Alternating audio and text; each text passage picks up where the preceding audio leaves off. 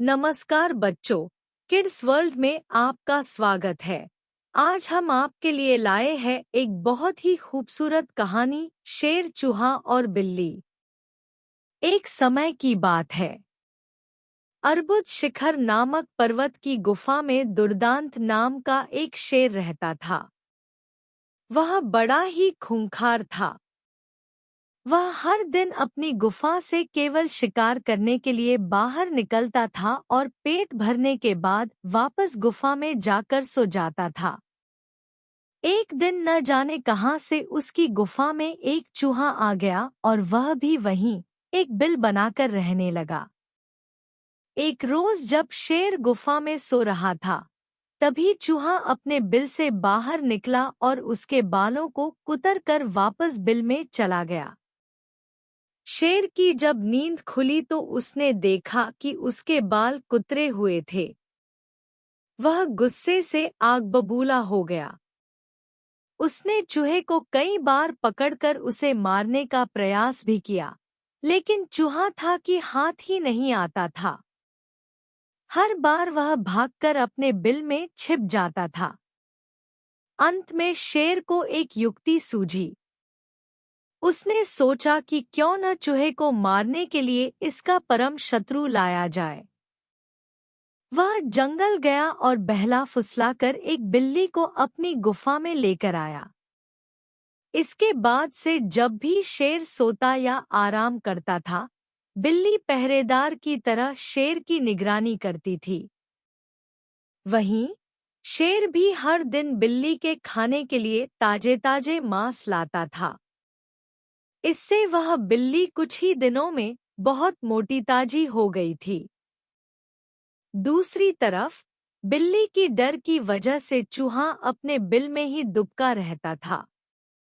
वह खाने पीने के लिए भी बिल से बाहर नहीं निकलता था। इस वजह से वह काफी कमजोर भी हो गया था। एक दिन भूख प्यास से व्याकुल होकर चूहा अपने बिल से बाहर निकला। उसने देखा कि शेर अपनी गुफा में आराम फरमा रहा था और बिल्ली ताजे ताजे मांस खा रही थी। लेकिन बिल्ली भी बहुत चालाक थी। चूहा जैसे ही शेर के पास उसके बाल कुतरने पहुंचा, बिल्ली ने तुरंत उस पर झपट्टा मारा और उसे निगल गई।